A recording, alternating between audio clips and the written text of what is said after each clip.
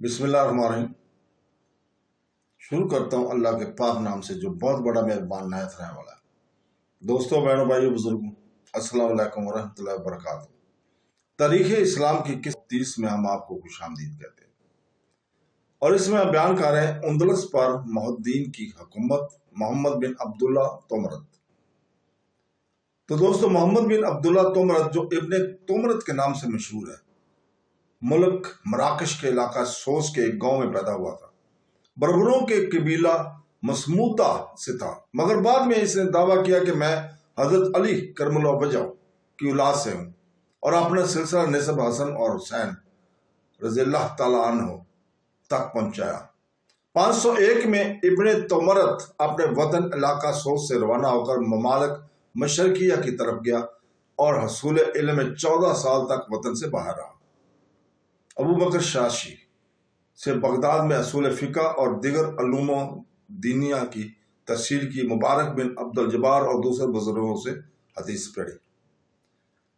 حضرت امام غزالی رحمۃ اللہ علیہ کی خدمت میں بھی حاضری کا شرف حاصل کر لیا۔ ایک روز جبکہ امام غزالی رحمۃ اللہ علیہ کی خدمت میں ابن تومرت بھی موجود تھا، کسی نے عرض کیا کہ آپ کی کتابوں کو امیر المسلمین علی بن یوسف بن تاشکین فرما روائے مراکش اور اندلس نے جلا ڈالنے کا حکم دیا ہے۔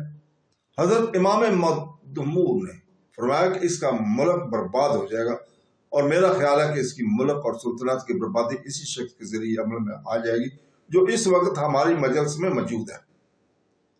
امام موصوف نے یہ الفاظ فرماتے ہوئے ابن تومرت کی طرف اشارہ کیا۔ اسی روز سے ابن تومرت کے دل میں یہ خیال پیدا ہو گیا تھا کہ مرابطین کی سلطنت کو مٹایا جائے، جو تقلید جامد کی حامی اور روشن خیالی کے دشمن ہے۔ چنانچہ ابن تومرت اپنے وطن کی طرف متوجہ ہوا۔ راستے میں اسکندریہ میں چند روز قیام کیا اور وہاں امر بالمعروف اور نہی المنکر سے باز نہ رہا۔ والی اسکندریہ نے اپنے شہر سے نکلوا دیا۔ غرض ابن تومرت کی یہ صفت خاص طور پر قابل تذکرہ ہے کہ وہ لوگوں کو نصیحت کرنے اور برائی سے روکنے میں مطلق باک نہ کرتا تھا۔ عابد، زید اور نہایت باخدا شخص تھا۔ ابن تومرت کے مذہبی عقیدے کی نسبت کہا جا سکتا ہے کہ اشارہ متکلمین اور امامیہ کا مجموعہ تھا۔ ابن تومرت کی نسبت ابن خلقان لکھتا ہے کہ وہ کامل متقی اور پرہیزگار شخص تھا، نہایت زاہدانہ زندگی بسر کرتا تھا۔ اس کی پوشاک اور غذا نہایت سادہ ہوتی تھی۔ وہ ہمیشہ خوش نظر آتا تھا اور ریاضت اور نفس کشی کی جانب میل رہتا تھا۔ ابن تومرت نہایت فصاحت کے ساتھ عربی زبان بولتا تھا۔ مراکشی زبان تو اس کی مادری زبان تھی۔ سن 515 ہجری میں وہ اپنے وطن میں آیا اور لوگوں کو واعظ و پابند کرنے لگا۔ اسی عرصہ میں اس کے پاس ایک شخص عبد المومن نامی، جو ایک بربری قبیلہ سے تعلق رکھتا تھا، آیا اور خاص تلازہ اور مرید دین کے زمرہ میں شامل ہو گیا۔ عبد المومن اپنے فطری جذبات اور خیالات میں ابن تومرت سے پوری مشابہت رکھتا تھا۔ ابن تومرت کی جانب لوگ بڑی کثرت سے متوجہ ہونے لگے۔ امیر المسلمین کے فقہ دربار نے امیر کو مشورہ دیا کہ ابن تومرت کو قتل کر دیا جائے، لیکن علی بن یوسف نے کہا کہ مجھے کو کوئی وجہ نظر نہیں آتی کہ اس کو قتل کروں۔ آخر فقہ کے اصرار پر اس کو شہر مراکش سے نکلوا دیا گیا۔ ابن تومرت نے اپنے رفیقوں کے ساتھ سلسلہ کوہ اطلس کے ایک گاؤں میں قیام کیا، اور وہاں بربری قبائل جوک در جوک آ کر اس کی جماعت میں شامل ہونے لگے۔ چند روز کے بعد ابن تومرت نے مہدی موعود ہونے کا دعویٰ کیا اور اپنے مریدین کے طبقات مقرر کیے۔ طبقہ اول کے لوگوں کو مہاجرین اور طبقہ دوم کے لوگوں کو مومنین کا خطاب دیا۔ 7 یا 8 طبقات قائم کیے۔ جب جمعیت بڑھ گئی تو عبد المومن کو سپہ سالار بنا کر سلطنت مرابطین کے خلاف جنگی کارروائیاں شروع کر دی۔ پہلے مقابلے میں مومنین کی جماعت کو شکست ہوئی، مگر بعد میں انہوں نے مخالفت اور زور آزمائی کا سلسلہ برابر جاری رکھا۔ نوبت یہاں تک پہنچی کہ ملک مراکش کے ایک معقول حصے پر ابن تومرت کا قبضہ ہو گیا۔ ابن تومرت نے 517 ہجری سے جنگی کارروائیاں شروع کر دی تھی۔ 7 سال کی لڑائیوں کے بعد 524 ہجری میں ابن تومرت نے وفات پائی اور مرنے سے پہلے عبد المومن کو امیر المومنین کا خطاب دے کر اپنا ولی عہد اور جانشین مقرر کیا۔ یہ وہ زمانہ تھا کہ ابن تمرت کی حکومت بطین کی مد مقابل خوب طاقتور بن چکی تھی۔ عبد المومن کے باپ کا نام علی تھا، جو قبائل مسودہ کے قبیلہ قومیہ کا ایک فرد تھا۔ عبد المومن نے 487 ہجری میں پیدا ہوا، 437 ہجری میں جبکہ علی بن یوسف تاشکین کا انتقال ہوا۔ عبد المومن کی حکومت پورے طور پر تمام ملک پر مراکش میں مسلم ہو گئی تھی۔ ابن تمرت کی تعلیم کا خلاصہ اور لب لباب چونکہ خدا تعالیٰ کی کامل توحید کو اشکار کرنا تھا اور خدا کی کسی صفت کو اس کی ذات سے جدا یقین نہیں کرتا تھا، اس لیے اس کے تمام مریدان عام طور پر محدین کے نام سے پکارے گئے۔ عبد المومن نے مراکش پر قابض اور مسلط ہونے کے بعد 536 میں اپنے ایک سردار ابو عمران موسیٰ بن سعید کو اندلس روانہ کیا۔ اس نے سب سے اول جزیرہ طریف پر قبضہ کیا، پھر اگلے سال ماں بالکا اور اشبیلا کی طرف بڑھا۔ اس کے بعد قرطبہ پر بھی محدین کا قبضہ ہو گیا۔ سن 541 ہجری میں عبد المومن نے خود اندلس آنے کا قصد کیا، لیکن عین روانگی کے وقت مراکش کے مشرقی حدود میں فتنہ و بغاوت کا نمودار ہونے کی خبر سن کر رک گیا اور اپنے بیٹوں کو اندلس روانہ کر دیا۔ چنانچہ ابو سعید بن عبد المومن نے السیرہ کو فتح کیا۔ قرطبہ سے پہلے 545 ہجری میں عبد المومن کے سردار یحییٰ بن مامون نے جبکہ عیسائی اس کا آسرا کیے ہوئے تھے، عیسائیوں کو بھگا کر خود فتح کر لیا تھا۔ 548 میں عبد المومن آبنائے جبل الطارق کو عبور کر کے وارد اندلس ہوا اور اندلس کے اس جنوبی ساحل پر ایک شہر کا سنگ بنیاد رکھا جس کا نام الفتح رکھا گیا تھا۔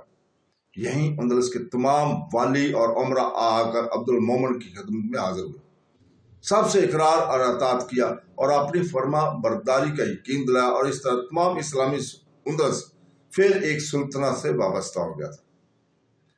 555 ہجری میں عبد المومن نے اپنے بیٹے عبدو سید کو غرناطہ کا حاکم اور تمام اسلامی اندلس کا واسطہ مقرر کیا۔ 556 میں ابو سعید کو باپ کے پاس مراکش جانا پڑا۔ اس کی غیر موجودگی میں ابراہیم نامی ایک شخص نے موقع پر غرناطہ پر قبضہ کر لیا اور مختاری کا اعلان کر دیا۔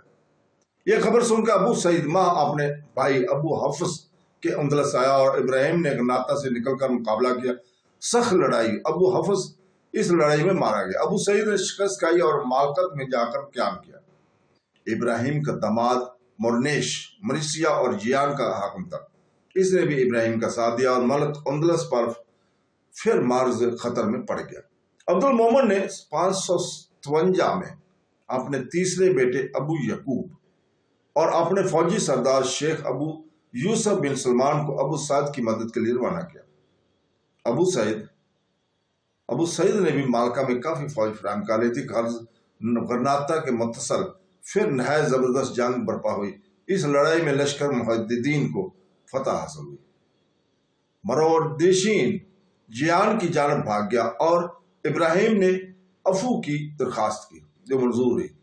اس بغاوت کے فروغ ہونے کے بعد عبد المومن کے لیے کوئی پریشانی باقی نہیں رہی تھی، چنانچہ اس نے افریقہ اور اندلس میں فوجوں کی جمع کرنے کا اہتمام کیا اور 3 لاکھ فوج مراکش میں عبد المومن کے جھنڈے کے نیچے جمع ہوئی اور 2 لاکھ کے قریب مسلمان اندلس میں جہاد کے لیے آمادہ اور متحد ہو گئے۔ اس طرح اس 5 لاکھ کے لشکر کو لے کر عبد المومن نے ارادہ کیا کہ اندلس کی شمال عیسائی ریاست کو فتح کرتا ہوا تمام یورپ کو مغلوب اور مطلوب بڑھائے۔ اگر عبد المومن کی عمر وفاق کرتی تو وہ عیسائیوں کے خلاف اس جہاد میں یقیناً کامیابی مفتوح بنائے، عیسائیوں کے خلاف اس جہاد میں یقیناً کامیابی حاصل کرتا، لیکن عین وقت جبکہ وہ اس جہاد کے لیے اپنے کثیر التعداد فوج کے ساتھ روانہ ہونے کو تھا، جمادی ثانی 558 ہجری کو آخری جمعہ کو وہ فوت ہو گیا۔ اس کے وفات کے بعد اس کا بیٹا ابو یعقوب یوسف تخت نشین ہوا، اور یہ مہم جس کو عبد المومن پورا کرنا چاہتا تھا بعض اندرونی پیچیدگیوں کے سبب ناتمام رہی۔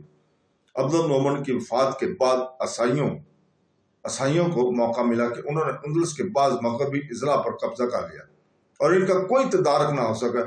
ادھر मावरनेश हाकम जयान और मसीहा ने खुद मुख्तारी का ऐलान करके ईसाइयों को तकवीत पहुंचाई।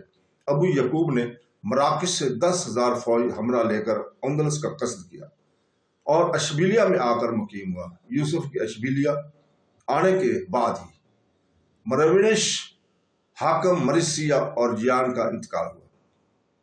इसके बेटों ने आकर अपने बाप को तमाम इलाका अबू यकूब की नजर कर दिया और इताअत व फरमा बरदारी की गर्दन झुका दी। अबू यकूब यूसुफ ने भी इनके साथ बड़ी रियायत और मरम्मत का बर्ताव किया और इनके बाप के इलाके पर इनको हाकम मुकर्रर कर दिया। इसके बाद इसने मगरबी ईसाइयों की तरफ मुतवज्जो होगा तमाम इलाका जो उन्होंने दबा लिया था छीन लिया था। इसके बाद ततीलिया का मुआसरा किया, लेकिन चंद रोज के बाद किसी जरूरत की वजह से मुआसरा उठाकर मराकश वापस चला गया था।